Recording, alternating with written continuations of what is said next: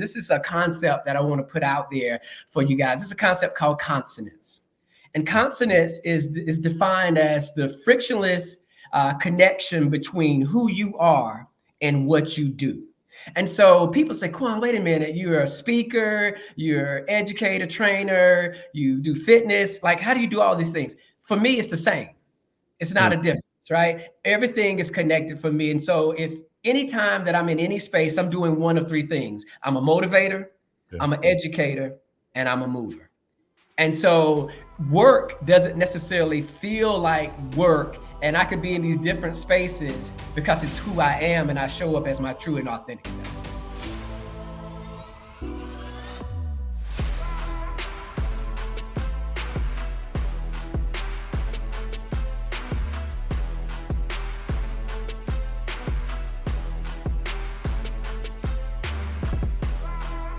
This evening, ladies and gentlemen, we have a special guest with us. As you all know, we've been talking all 2024 so far about second half living. Again, our objective is to make sure that people, especially within our demographics, meaning our age, our race, we're doing the best, living the best possible lives that we could actually live in this second half. And we got somebody here today who I think sort of exemplifies second half living in more ways than one. I think number one, from the fitness side, he exemplifies it. And then number two, just living his life, you know, as anyone in their 50s should be living their lives right now. We talk about living versus existing. We talk about living versus surviving, and our guest today does that. I'll give you just a bit of a quick background on him, and then we'll let him talk about himself for a little bit. He is a graduate of North Carolina Central University. Oh, no. We won't hold that against him. Oh, man. As you probably already figured out, he's a member of Kappa Alpha Psi Fraternity Incorporated. He's he's a owner of Move 21, his own company. He's a trainer, meaning a trainer in terms of sitting down with an audience, facilitating trainings, because he's also a fitness trainer. He's a speaker.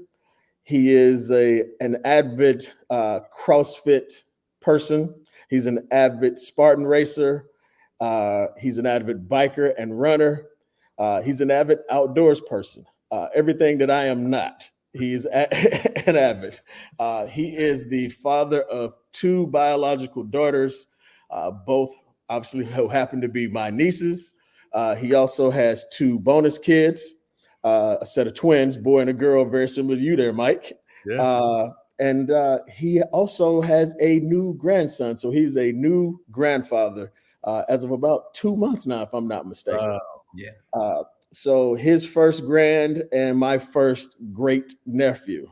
So if that doesn't tell you who he is as it relates to me, just in case you can't figure it out, he's my biological brother, both same mother and same father. So you don't have to guess. Welcome to the show, my brother, Kwain Bryant. Welcome to Solar Man Podcast, bro. Man, thank you guys. I appreciate it. I appreciate y'all having me. First, just let me say, man, thank you guys for the work that you're doing with the Soul of a Man podcast. You guys are really laying some groundwork in regards to some important topics that our community really needs to hear. And so it's exciting to have you in this podcast space and seeing the work that you're doing. And I'm sure the best is yet to come for the Soul of a Man podcast. So again, I'm honored for this opportunity to share this space and this time with you brothers now. So thank you all for having me. Yeah. So before we move, man, I got to go ahead and throw this out there. I've known this brother all his life because he's my younger brother. And you've heard a bunch of accolades that I just laid out in front of you, but it took us a minute to get to these accolades. So I got to just go back a little bit in history. And I normally don't put guests on the spot like this, but because he's my brother, and we clown each other every chance we get, we're just going to have a little throwback if y'all don't mind. Kwain has donned many monikers. Peevel Knievel is one that comes to mind. Another one that comes to mind, you probably could have called him a pyromaniac, a young arsonist, if you will. There's some things that this brother did as a young kid that only he could probably do and survive. I just put it that way. I've never seen a person get a whipping or a spanking, whatever you want to call it these days, 5 consecutive days for the exact same thing. Like, I'm like, bro, you figured about day 2 or 3, that ain't enough. But no, 5 consecutive days. I say all of that, man, and I say it in jest, but I think I also say it to really understand where he is today versus where he came from. He does a lot of great work in the community. He's been a health educator for a number of years now. He's done a lot as it relates to teen pregnancy, HIV and AIDS reduction, substance abuse trainings. And I think he's done it both for the teen and adolescent level, but he's also done it on the adult level as it relates to those who work with teens and adolescents. And I can honestly say every community that he has served, those numbers have come down immensely as a result of his service. So that's to be applauded and say congratulations to you, brother. So yeah, man, welcome to the show. I had to put that out there. Yeah. Well, boy, you really did it. So let me unpack this for you guys, okay? So since he done put it out there, I think I need to unpack this a little bit. So, he shared those monikers, Peevel Knievel, and he called me somewhat of an arsonist or whatever. I look at it, and this is what I think. This is for your audience too, in regards to let's think about parenting and kids, right? Because I think as a young person, I was adventurous. I was creative, and I was a high energy kid, and I needed certain outlets. And so to give you a little backdrop, we grew up in a hermetically sealed environment. Some would call it a fragile community. We didn't have sidewalks in our community. We didn't have recreation facilities in our community. It was this neighborhood surrounded by woods. And so as kids, we had to create our own fun. And so as you imagine, someone as rambunctious and high energy as myself, I'm looking for fun things to do. And sometimes we have to create those. And so, if you're a 7 or 8-year-old boy, and in the summertime during our growing up, if you went out the house, if you came back in, you stayed in, right? And so I stayed out as long as I could. And if I had to use the restroom, then we and the other fellas, we went in the woods and did it. And as a 7 or 8-year-old, sometimes you have these contests of, who can pee or urinate the furthest. And so I took that concept to school because we had urinals lined up against the wall. And it just really tapped in. I think what it speaks to is my creativity and my competitiveness as it relates. And so, and it also speaks to my leadership ability to get other people to join in with me in these endeavors. And so I say to parents out there, corporal punishment it's one thing. Some people believe in it. And particularly when I was growing up, our parents did. I don't necessarily subscribe to that philosophy, but I really think we have to try to figure out different outlets to let people express their individuality. And so those same things that were challenges or issues for me growing up, they ended up serving me very well as an adult. And so I don't have any shame in regards to some of the things that I did as a young kid, because I really was able to harness, who I am as an individual, and it served me well as allowed me to serve other people. So yeah, man, it's some funny stories that we have, but it really was a basis around creativity, just trying to figure out where I could put my energy and being innovative. So it served me well down the road. Yeah, I would agree, man. before we get started, man, I want you to tell the people one thing, don't admit to this. If there was a backyard football, sandlot football Hall of Fame, would I not be in it? Come on.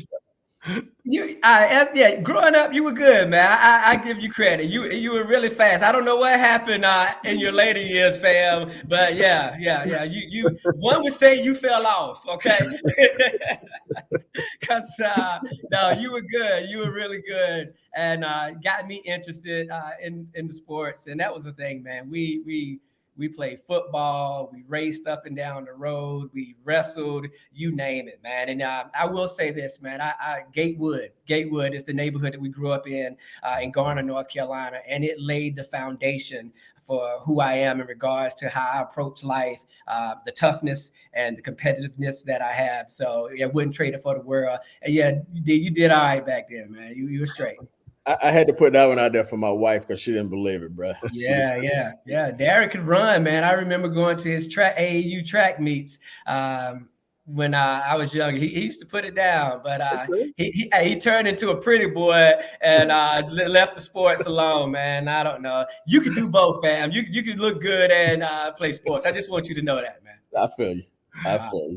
But no, man, good luck, bro. So yeah, man, anything else you want to share about yourself? I think you kind of wrapped it up pretty well there, brother, but is there anything that I may have missed? Yeah, sure. I do want to share something because I think that dealt with my early childhood. And I just would like to say, man, that, as I went through high school and college, I wasn't really I wasn't academically strong in high school. And I was just very thankful, man. I competed in a lot of sports and I was very social. And so I connected with a lot of friends. And then I had the privilege, because I was a wrestler, to go to Chowan. It was a junior college at that time, and wrestle at Chowan Junior College. And then after I wrestled there, I was able to transfer to the prestigious North Carolina Central University. And that's really where I started to find myself, man. And it was because of a mentor, the chairman of my department, Dr. Ted Parrish. I was on the yard, being silly, doing my thing, having fun. And he saw me, and I was terrified of this guy, man. I want you to tell you, he's like 6'3", has the huge hands, man, and was the most intelligent person that I ever met. And so I tried to duck him and dodge him at every chance that I had, but he caught me on the yard one day, man. And he said, Mr. Bryant, I want you to come walk with me to my office. And so I walked down with him to his office. And back then, they kept grades in ledgers, right? So he had this big ledger, and he pulls out this big ledger, and he starts going through my grades and telling me, how well I'm not doing. And at the end of his going through my grades, he said, Mr. Bryant, based on your performance here at the school right now and your grades, he said, I would recommend that you withdraw from the university. He said, because you're wasting your time and someone else's money. Wow. And that same day, we got some test results back, and all my peers were comparing test grades. And of course, I didn't do well. And a young lady walked up to me and she said, we take this program serious. And she walked off. And that was it. That's all I needed, man. It was go time for me, because I'm a competitor, and I'm motivated by anger and people not necessarily believing in me. And man, I started to apply myself. I became the president of the Health Education Club. I had several internships with Duke and Carolina students, and I wrote a paper on empowerment, and I presented at a national conference, and I got my first job before I had even graduated. So I still had 3 months to graduate. I interviewed for the job, got the job, and they held it until I graduated. And so that was my first opportunity to work in the health education field at the big city of Shelby, North Carolina, in Cleveland County. I was a health educator there for a male responsibility program. Then I went on to work at Teen Health Connection in Charlotte, North Carolina for 3 years. And then I branched out on my own for 12 years, speaking, training, and consulting, and then been doing that ever since. I currently work with Goodwill Industries of the Southern Piedmont, leading 2 teams there. And I'm still speaking and training throughout the country. I'm now a certified natural movement coach, as well as fitness instructor. And so I'm just really enjoying the work. And I just want to say this is a concept that I want to put out there for you guys. It's a concept called consonance. And consonance is defined as the frictionless connection between who you are and what you do. And so people say, Kwain, wait a minute, you're a speaker, you're an educator, trainer, you do fitness. Like, how do you do all these things? For me, it's the same. It's not a difference, right? Everything is connected for me. And so if anytime that I'm in any space, I'm doing one of three things. I'm a motivator, I'm an educator, and I'm a mover. And so work doesn't necessarily feel like work. And I could be in these different spaces because it's who I am and I show up as my true and authentic self. That's what's up, bro. That's dope. How long, and I'm just going back to the motivator, educator, and mover. And mover. Yeah. How long did it take you, or at what point did you define those three areas and say, these define me? That's dope. And say, thank you, man. I appreciate it. So I think, so here's something that I would suggest that you guys do and your guests do, man. Ask 10 of your friends, what are 3 adjectives that describe you? And when you ask them those 3 adjectives, what you'll start to see is that they're going to start saying the same thing, or you're going to start hearing the same thing. And once you start identifying those things, she's like, wow, that is really who I am. So when I go around and ask my peers, or when I speak and they give feedback, they do the feedback surveys, people are like, oh my God, he was such a high energy, motivating person. His sessions, it was thought provoking. And, so you start to get those same words. And I realized, like, yeah, that's who I am. I'm a motivator. And so go back to Darren's little monologue about me when I was growing up. I'm a high energy mover. I'm constantly moving. So when you literally think back to when I was a young kid, those things were already there. I just couldn't identify them. But once I was able to identify them and harness that, it's powerful, man. And that's how I show up every day. So regardless of if I'm leading my teams, I'm either motivating, educating, moving them in directions that'll challenge them and for their betterment and growth. If I'm training a small class of 10 or 15 in the fitness space, I'm motivating, I'm educating, I'm moving them. Or if I'm speaking to 1,200 people at a national conference, I'm motivating, I'm educating, I'm moving, man. And so I would just encourage you to reach out to some of your people who know you and are closest to you. And what are the 3 words that they would say describe you most or best? Your brother's gonna get me because I'm probably getting off track, but you're sparking so many different things. Yeah. So many of us, you ask that question, just one singular thing: who are you? Yeah. And folks immediately define themselves by their work. Yeah. It's the job, whatever the title is. Yes, that's who they are. But it sounds to me like, to really delve deep and have some introspection in this, you've got to do just that: delve deep and have some real introspection, and stop or slow down long enough to really look inside. And we don't do it. We don't do it, man. I that's so important concept there, Chill. Because we don't, man. We're so busy doing, we stop being. And we need to really slow down and just, because we're not humans doing, we are humans being, right? And so we have to really step back, man, and assess and create space for us to reflect. So most people, they see me in front of audiences or crowds, and they think that I'm that way all the time.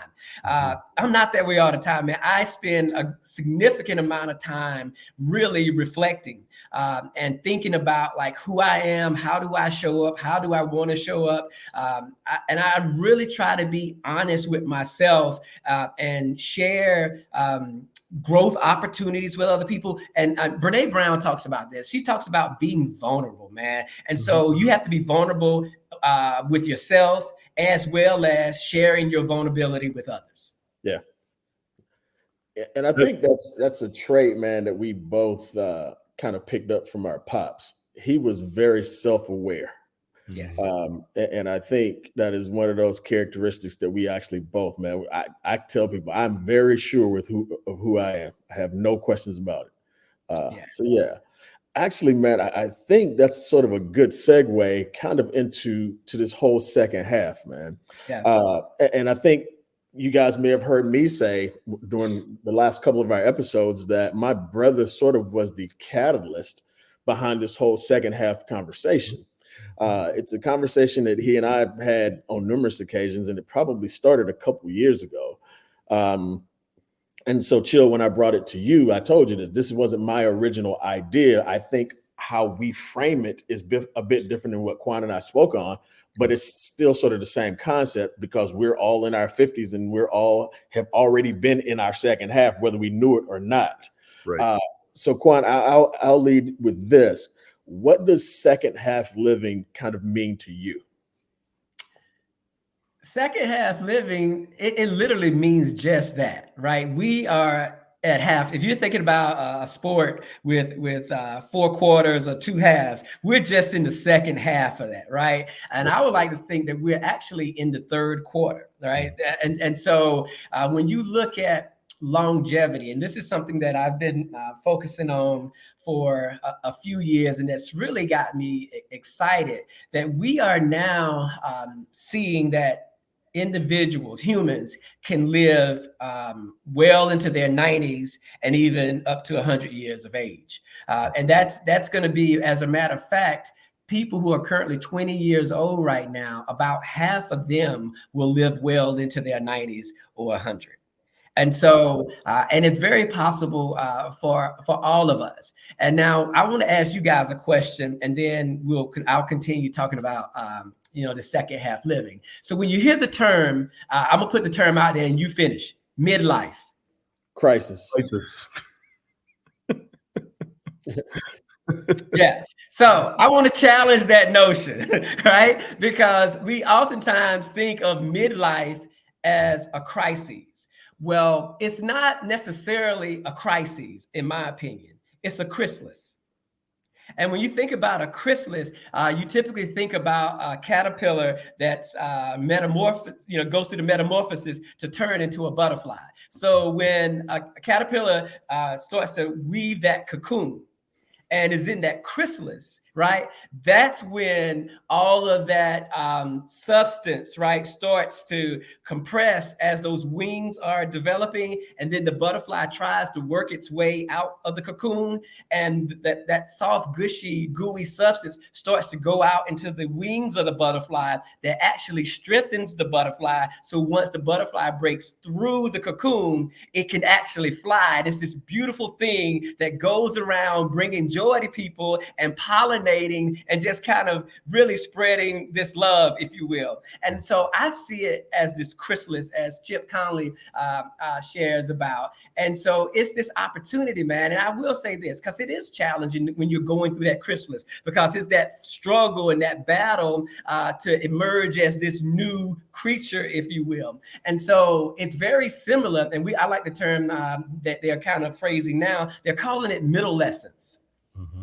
And middlescence is very similar to adolescence, where you have these physical, mental, hormonal, and identity changes that are happening to you, very similar that you had when you were an adolescent. But this is the one thing that we don't have. We don't have the kind of support that adolescents and teens have while they are going through those changes. Here we are midlife, right? And we're going through this chrysalis, but we don't have the support. And you've all heard that saying that men specifically, we suffer in silence oftentimes. And then we start to show it in our behavior, right? And you see it in us trying to act like we're younger than we actually are, and doing these things instead of really embracing who we are at this time in our life. And so I love this idea of middlescence and it not being a crisis, but a chrysalis, because when we start to look at it as a chrysalis, and understand that now we have this knowledge, this wisdom, and this expertise that we didn't have before, we really can embrace that. And so I'll pause there, see if you guys have any questions, but I'll share a little bit more. Yeah, I think that goes right into the reason of why we actually started this podcast, because we were two middle-aged brothers who didn't sleep well at night, because we felt like we had the weight of the world on our shoulders, and we didn't have necessarily an outlet. Let's just call it what it is. A lot of times Black men don't get together to speak about whatever their issues are or whatever they're going through. Women tend to have a much bigger circle of friends and a sphere of influence where they can actually have those conversations, and I call it a sister circle, where they walk each other through problems and issues. We tend not to have that. We kind of internalize most of the stuff. Yeah. Which leads to, all sorts of, mental health and physical health issues. And in some cases, it leads to men just wanting to end it, or at least walk away from their families, which is, again, the reason why we thought it was so important to start this podcast. So no, I think we're right in line. And I think we are both, Chill and I both have said to ourselves and to each other that we're going to make sure that since we're already in our second half, that we're going to live it to the fullest. And I know I hadn't done that until this point. Well, not as best as I should have, but I am really starting to do that. So no, man, I think you're spot on. Yeah. No, go ahead, Chip. Yeah, no, I was just going to say that this comparison to adolescence. You dropping some bars, man. You're dropping some bars. I had to back up a second. The human doing versus human being. Yeah. Like, whoa. Yeah, he just earned his spot back on here again in a few weeks, probably. But again, is the middle essence in adolescence, and the fact that we don't have that support that an adolescent would have. In that development piece of their lives that they're in, or that season that they're in. We don't have that. And to Dee's point, and Kwain, you talked about it earlier, just vulnerability as Black men. We don't have those conversations with each other. So, it's interesting whenever your brother and I would get on the phone, or we would happen to be in the same place, we were having real conversations. I know you guys talk daily. That's a blessing to have it. Everybody doesn't.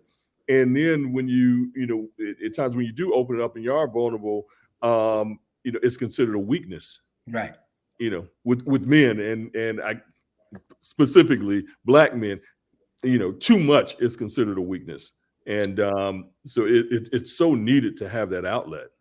It's interesting, man, because I think you're right on point with that as well, Chill. I think in our society we're finally getting to the point where African American men, Black men in particular, because if you think about the 90s, man, in the 90s, Black male, the perception was this hyper masculine Black male. Right. I mean, and I'm a hip hop head, and I love hip hop music. I like some of the rap music, but I'm more into the culture of hip hop. But I remember in the 90s and the early 2000s, man, you just had this hyper masculine image of what it was or what it is to be a Black man. And what I'm enjoying now is that we see that we're not monolithic, right? That we can express masculinity in various ways. And so I think that's a good start to where we are now, and getting men to actually be vulnerable and to kind of share and to say, hey, that doesn't make you less of a man if you can articulate and communicate your feelings. A lot of the work that I used to do with adolescent males in the early part of my career, I used to give them a scenario. I said, hey guys, what if you found out that your at that time, I would just say girlfriend. But even now, let's say if you found out your partner was cheating on you, I said, how would you feel? And at that time, they would say, oh, I'll kick her to the curb. I'll break up with her. I wouldn't have nothing else to do with it. And I said, yo, wait a minute. I didn't ask you what you would do. I asked you, how would you feel? What you talking about? I don't know, man. Ask one of your brothers how they feel, grown ass man, and watch him start stuttering. Right? Because he is not used to expressing how he feels. The only emotion that most men are used to expressing is that of anger. Is that from a lack of being pressed and asked how you feeling? Is The anger.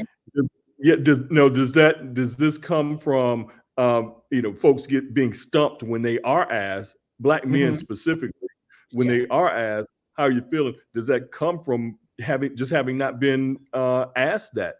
Yeah, they don't have the reps, man. They don't have the conditioning to actually deal with it and process it. And so Got anything, it. man, you can't. And this is one thing I realized about. I love human behavior, and people when they're pressed or stressed will revert back to their natural behavior and what they know. And so, and I had this, and I really came to own this because I remember my second job at Teen Health Connection. And I told you a little bit about my neighborhood, man, and the neighborhood that we grew up in. And in my neighborhood, during that time, you had to fight. You had to be able to know how to fight.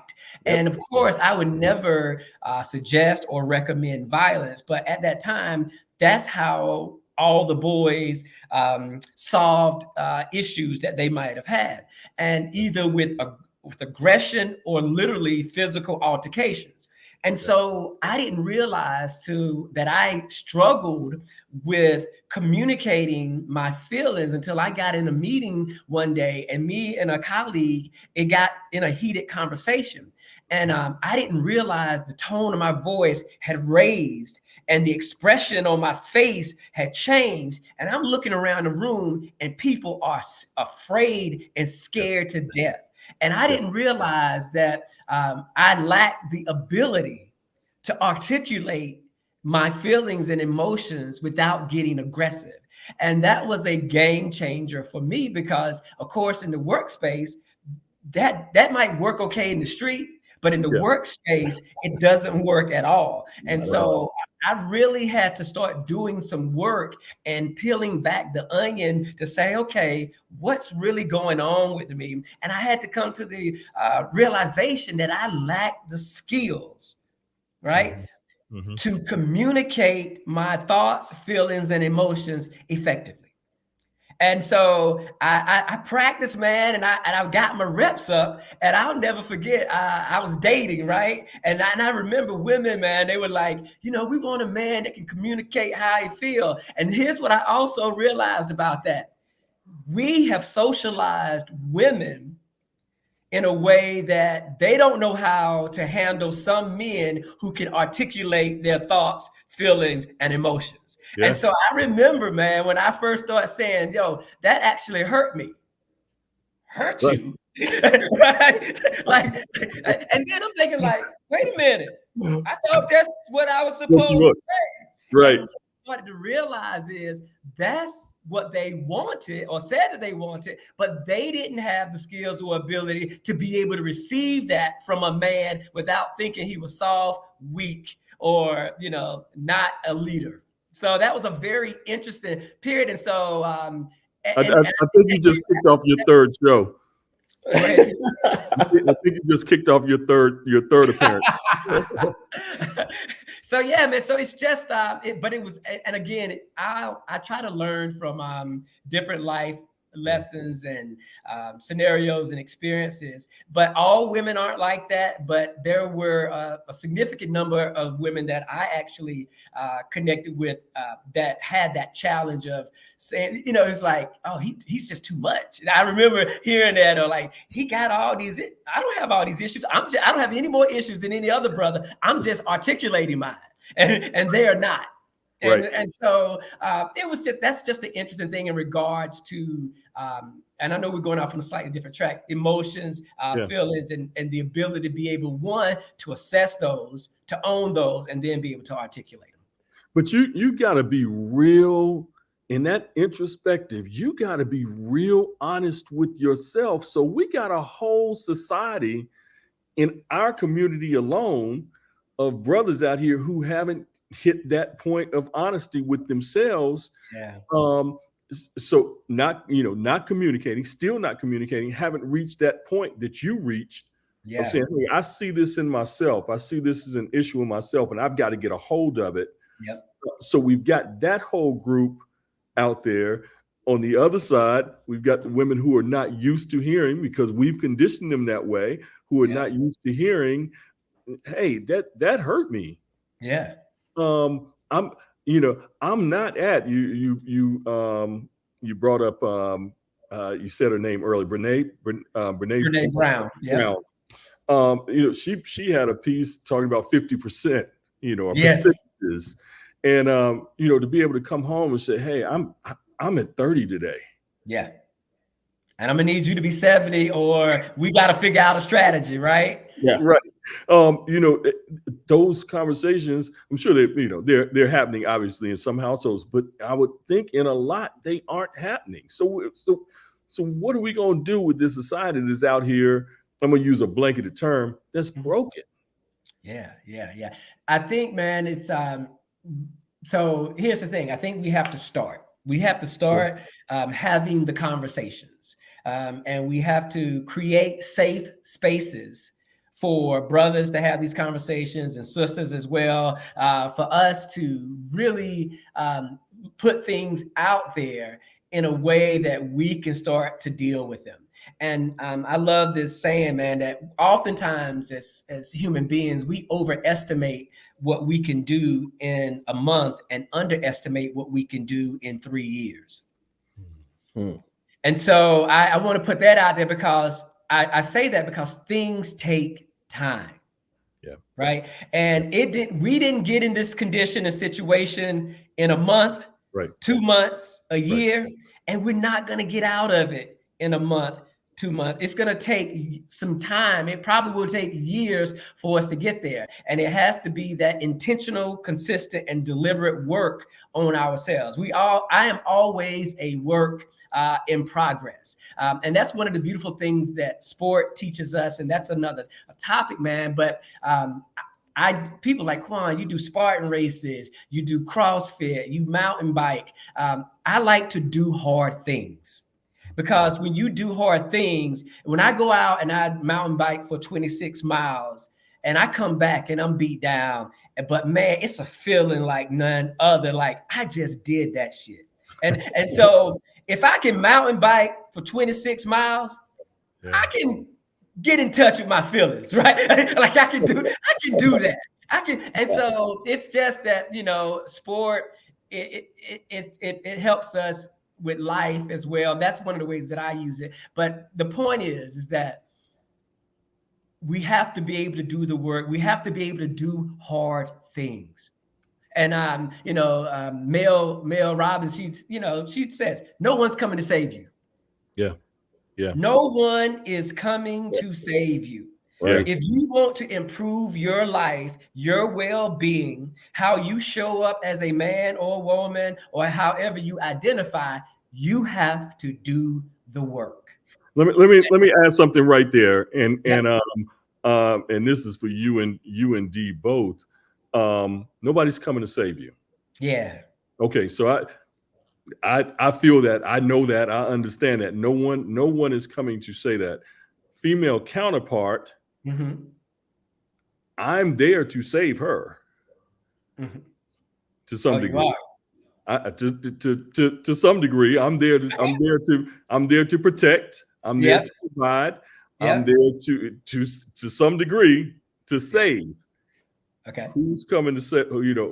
Who's coming to save me? And my mentality is, there's nobody coming to save me. Here's my question though: how can you save someone else when you can't save yourself?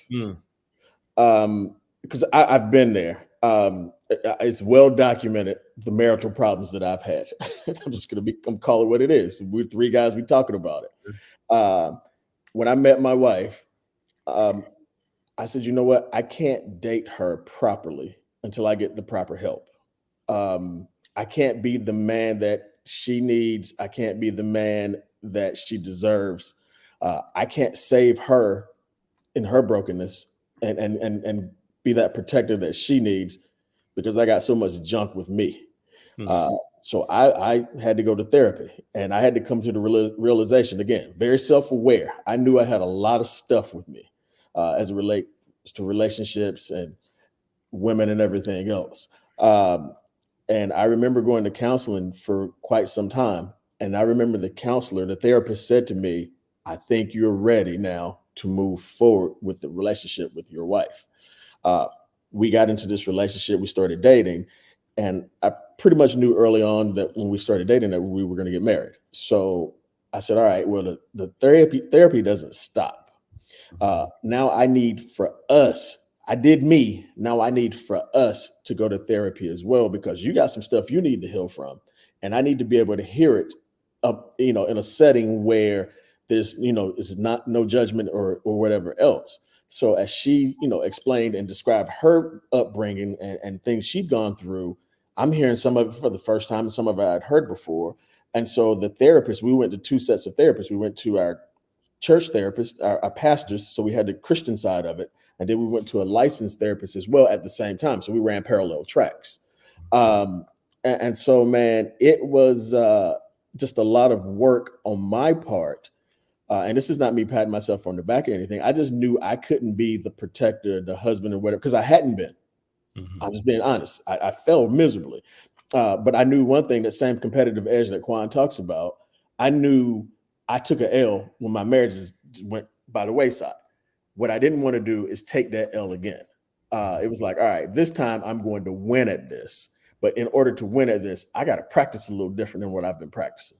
And so, yeah, man, I think it's difficult when we don't have that. But I think you have to be self-aware and say, all right, let me go find the help. Let me find the circle of brothers who are willing to talk. Let me find a therapist who's willing to sit down with me. So now I can go be, the person who is the protector and provider for my family that I should be. That's my take on it. Yeah, and I appreciate both of those thoughts. And Chill, I'll say this, man. I think in regards to being a protector and a provider, I think that's different from actually, trying to save someone, Yeah. right? I think those are attributes that a lot of women subscribe to and would say that they would want in a man.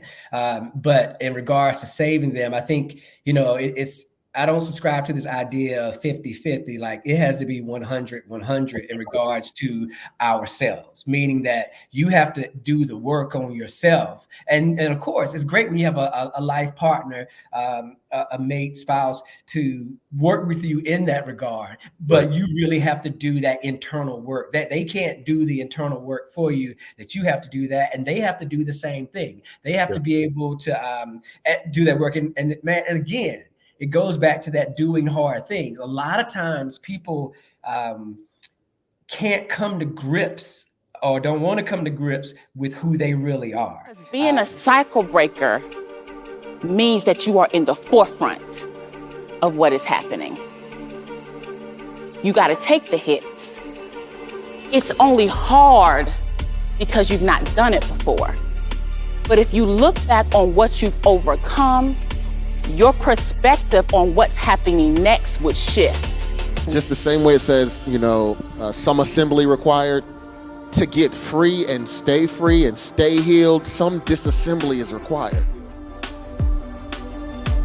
No more negative cycles. Regardless of what happened to you, you can make decisions to not let it negatively impact you anymore. I speak that people will see you and they will recognize that a shift has happened and they will ask you, how did you do it? Cycle Breakers Conference 2024.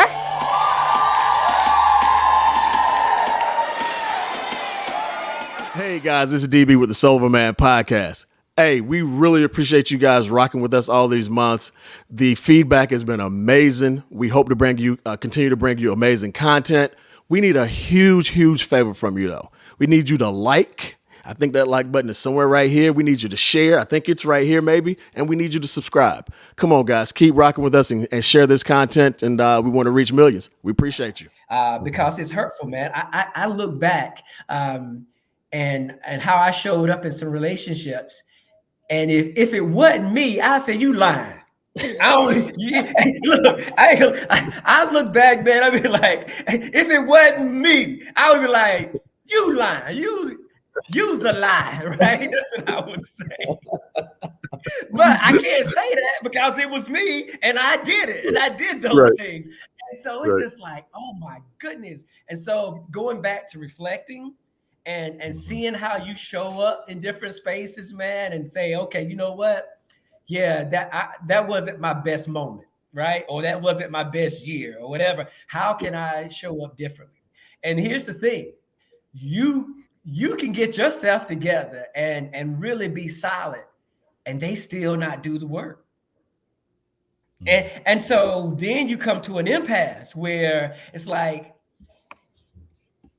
all right, maybe we have to go our separate ways at this point. But it's important, man, for people to have that level of self-reflection.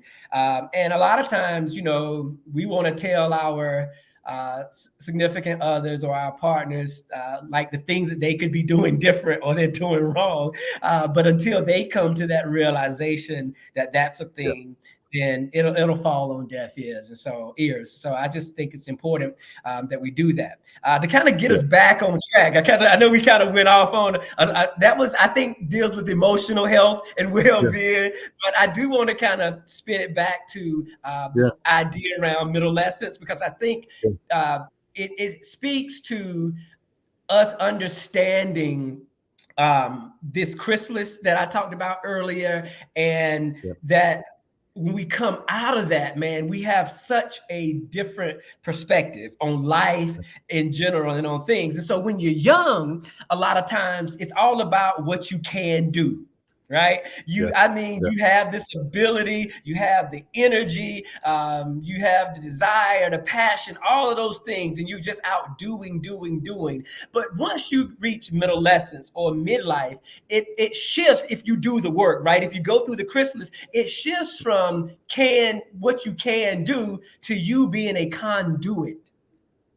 I'm gonna pause there for a second. It shifts from can do to you being a conduit. Let things now flow through you, right? My teams, I have two teams. One of my teams is a team full of millennials, and the other team is a bunch of Gen X's and boomers, man. And the team that I get a chance to support that are millennials, I'm learning so much from them, and they've created, they got the saying for me now. They're like, Kwain be knowing. That's their saying for me, like Kwain be knowing. And they say Kwain be knowing because they'll be ready to jump off the cliff, right? And so me now as a seasoned individual, right? I've gone through the chrysalis, and now I've already seen a lot of the things that they are now experiencing. And I'll say this, man, young people, they're gonna always be smarter than us, right? But we'll always be wiser than them. And when you go through middle essence, you have this different perspective, and you can talk them off the cliff, or you can tell them, it's like, okay, I'm gonna tell you, this is what I think is gonna happen in this scenario. And in this scenario, I think it might be well if you show up this way, if you do that, this and other. They'll come back to me in a couple of weeks, and they'll be like, and then I one-on-one, Kwain, you be knowing, right? And it's really cool, man, that now I'm in this phase in life where I don't have to try to do things, right? And I can just be a conduit and let things flow through me. It's important, though, in middle essence and middle age, that we stay relevant. We stay in tune to what's going on, have our finger on the pulse of what's going on. And I love what Jim Rohn says. He said it's important for us to be in touch, but out of reach. To be in touch, but out of reach. No one wants to be the old dude in the club. Right. See, those individuals haven't gone through the chrysalis, right? Because they're still, so when you don't embrace midlife and middle essence, you start trying to go back to adolescence. And so then you start wearing clothes that you shouldn't be wearing. You start trying to do things that you shouldn't be doing. And, you know, man, and it really all has to do with vanity. And I'm not I don't believe in anti-aging, that concept. I'm a pro-aging advocate, right? So when you start embracing anti-aging, you're going to start, and no shade or disrespect to people who get Botox, fillers, BBLs, nip and tuck, man units, whatever it is, right? Whatever it is, that's your thing. But I will say That is more, it has its foundation more in anti-aging and vanity, as opposed to middlescence and growing older and embracing who you are as you get older. DB kind of joked on me a little bit. I remember, it's my turn now, D, when DB used to rock that Just for Men, right? Hey, this joker 50 years old, beard just black as it can be. And he'll tell you this. I said, D, let it go, man. Rock the gray. And as soon as Darren started rocking the gray, what happened? I'll let him tell you. Yeah, I probably shouldn't say this, but as soon as I started rocking the gray, my wife and other females were like, yo, salt and pepper. Hey, Zaddy. Yeah, and what it is, man, is you're relevant, right? I mean, we all love that dude, man, with the puffer vest, the jeans, and the dunk song with the gray hair. Like, he's relevant, right? But he walks in with this quiet confidence, right? And this is the thing that I love about adolescents, man. And I'm really embracing this, because when you're young, you try to show out. When you reach our age, you show up. Sure. You show up. And see, here's the cool thing, man. When we show up, we really show out. We show out. We do. So man, I'm just in this stage of life, man, where we literally have the best of both worlds. And like I have 2 young adult daughters, man, and the conversations I get to have with them now. Right? Because I'm in touch, but out of reach. I remember, man, my oldest daughter and I, we were bumping heads, man, when she was in her early 20s, because I saw so much of myself in her. And I didn't want her to have to experience the same things that I had to go through. And I was trying to save her, Chill. And I was trying to save her. And man, she was fighting it, right? And then I started realizing, wait a minute, she ain't called me in a minute. And then I said, wait a minute. So I'm like, okay.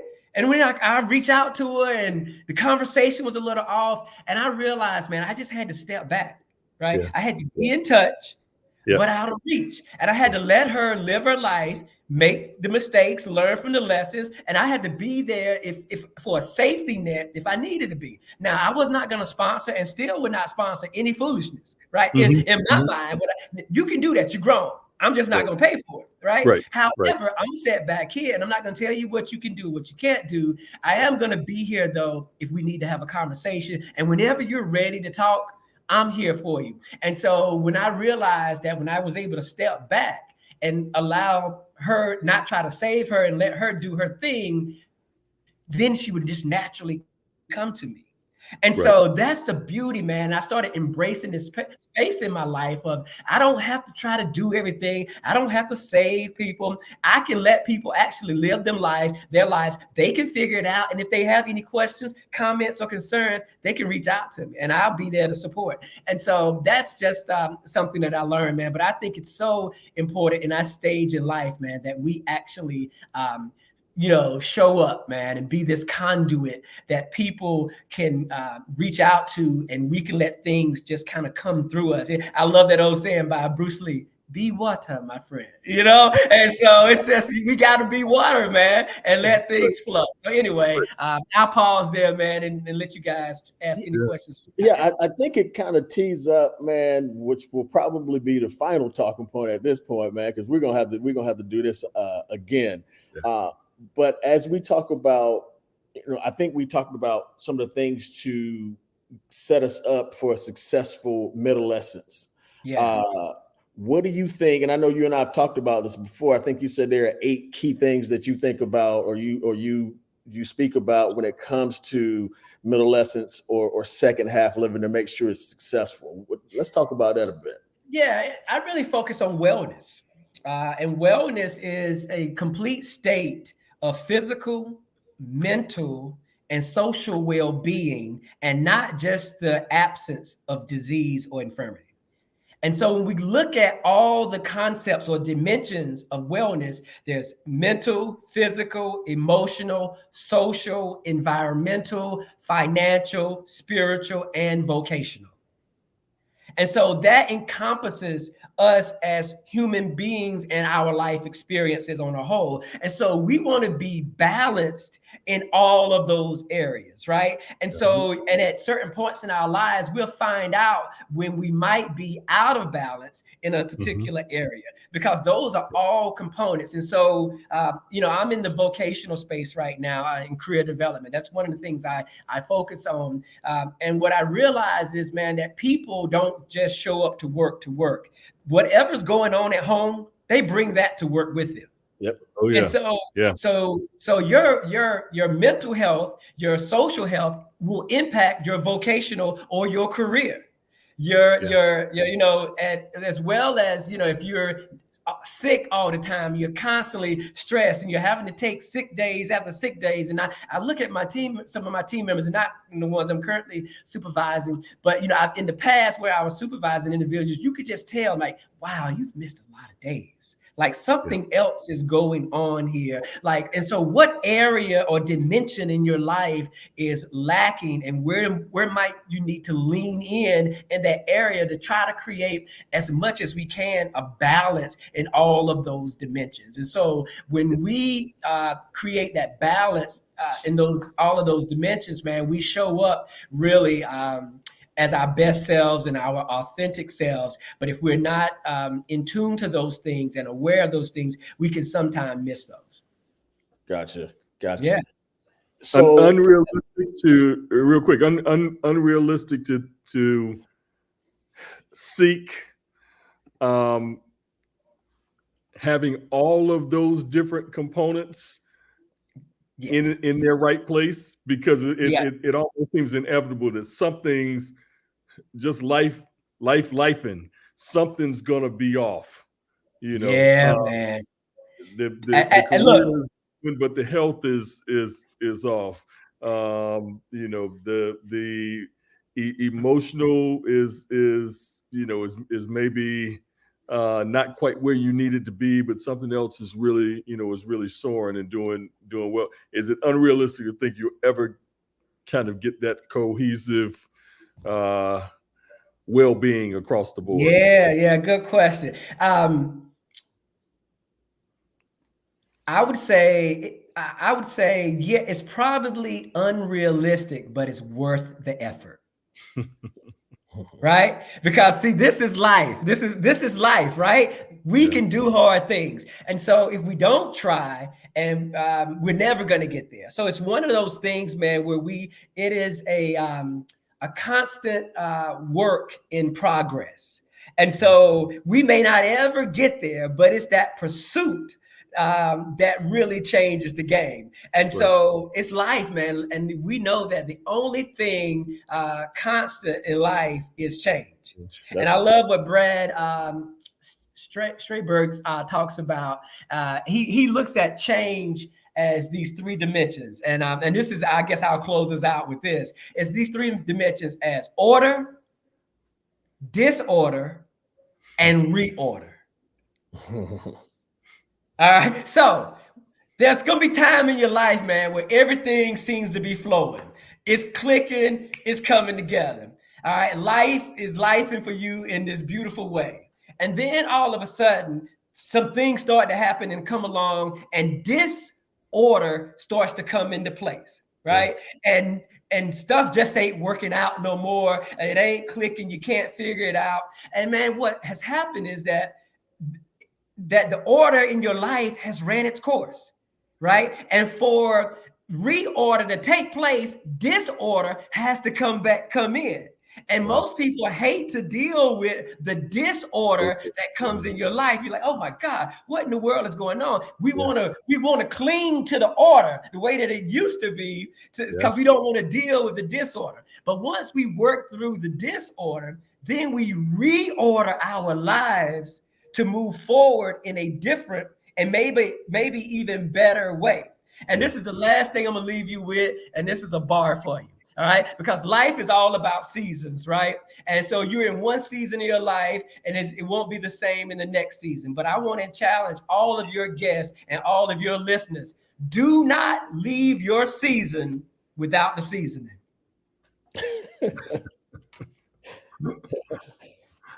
All right, I'll repeat that because I'm cooking right now. Do not leave your season without the seasoning. It would be a shame for us to get 55, 60 years of age and not have no seasoning, man. And we all know what food tastes like that ain't got seasoning. Yeah, it's like the raisins. It's like the raisins in the potato salad. Like the raisins in the potato salad, brother. And you walking around here just as bland as you can be. Yeah. Life, man, and the life experiences that we have, it seasons us in such a way that once we go through those things, man, we have so much to offer to the world. And so my goal in life, man, is to impact as many lives as I can with the work that I do and the interactions that I have and the relationships that I build. And my hope is my legacy, man. That's important. Legacy that, I'll leave this place a little bit better than I found it. So I really appreciate you guys having me on for this time. We can chop it up again. I'd love to come back and, we can start off with the wellness concept, and I can talk about what centenarians actually do, some of the qualities and characteristics for longevity, health, and well-being. And we can continue that conversation, but I've thoroughly enjoyed it. I know we were kind of all over the map a little bit, but I enjoyed it. I appreciate you having me. No, I think this was necessary, man. Yeah. And oddly enough, I don't think any of us could live our best, middle essence or second half, whatever you want to call it, without addressing some of these issues. I know there's still a lot more to address, especially as it relates to just physical movement, to make sure that you can walk up and down stairs at 60 years old, just so you can, run behind grandkids or kids or whatever that looks like at 60 years old. So there's a lot of that we still need to address that we will certainly have you back on to discuss. I think this was an absolutely necessary conversation to have. And I think it sort of puts this whole second half living in perspective, even better and more so than what we've done to date. So it's much appreciated, man.